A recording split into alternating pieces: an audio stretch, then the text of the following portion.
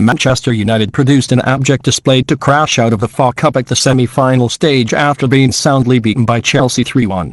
Both sides had made changes from their midweek matches as Ole dropped Fosu-Mensah, Martial, Pogba and Greenwood to the bench and brought in James, Williams, Matic and Fred. You could see what Solskjaer's logic was given the previous successes we have had against Chelsea after beating them 3 times already this season, both in the league and the Carabao Cup. The team needed to be rotated after the amount of games played recently, but for whatever reason it did not work. He did make changes in the game after we started with a March 5, 2002 formation to an April 3, 2003, but United could not muster the energy to get at the opposition defence. The loss also highlights a lack of the depth in the squad and the need to probably bring in at least 3 players during the summer transfer window. The game also brought into focus our goalkeeper David De Gea, who made a number of errors, and raises the question whether Dean Henderson is now right to take over as the number 1 at United. First half the game started off slowly as both sides looked to settle into a rhythm, and it was Chelsea who took control as they pressed us right back into our own half. The opposition had an early attempt as Reece James's powerful shot was parried away by De Gea.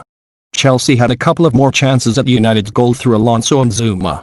United looked sluggish as passes went astray, possession lost, and Rashford and James were not able to get into the game. Bruno Fernandes was constantly being marked by the opposition and thus was not able to have as much influence on the game as he had in other matches. Just before half-time, an injury to defender Eric Bailly resulted in him being stretched off after clashing heads with captain Harry Maguire. Martial was brought on to replace him as Ole switched the formation to an April 3, 2003, which had worked so well in previous games since United resumed the season. United were affected by the injury and were not able to get into any rhythm after switching formation as Chelsea went into the lead as Olivier Giroud got in front of Victor Lindelof into the 6-yard box to score at the near post. It was a blow for United, but we were no means out of the tie as Ole got them inside for the half-time team talk. Second half, Ole sent the side back out for 5 minutes earlier than Chelsea and had been hoping United would be fired up the second half. Just a minute into the second half, a stray pass by Brandon Williams which was picked by the opposition's Mason Mount, who started to run at Maguire and Lindelof before taking a shot at the goal which De Gea had let slip through his hands into the goal to give Chelsea a 2-0 lead. I can forgive Brandon Williams for his mistake with the straight pass as he is young and still gaining experience of being in the first team. What I did not like was the fact that neither Maguire or Lindelof tried to close down Mount before he got his shot away. As for De Gea, well, he has been making too many errors this season that have cost us, and that Roy Keane was angry at his performance back in the first game against Tottenham when the season resumes. Then Keane would have flipped his lid if he had been the pundit in the studio and would have probably said he would not allow De Gea back in the dressing room after the errors he made today. United should make changes to the side as both Fred and James came off for Pogba and Greenwood as Ole went chasing the game. The performance of that team did not improve as we struggled to penetrate the Chelsea defence. There was an opportunity for the captain Harry Maguire to score when his header went wide from a corner. As we looked to get ourselves back in the game, Chelsea went and scored their 3rd goal to put the tie out of United's reach and end our chances of reaching a 21st FA Cup final. It was a low cross across the 6-yard box from the opposition's Marcos Alonso, with Antonio Rudiger forcing Harry Maguire to put the ball into his own net. United did get a consolation goal after Anthony Martial was fouled in the box by Callum Hudson, and the penalty was duly converted by Bruno Fernandes. Second half, the defence and the goalkeeper De Gea just had a nightmare. The introduction of Pogba and Greenwood failed to ignite a response from the team.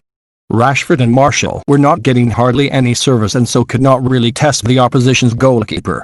Daniel James was ineffective today and did not have any influence on the game.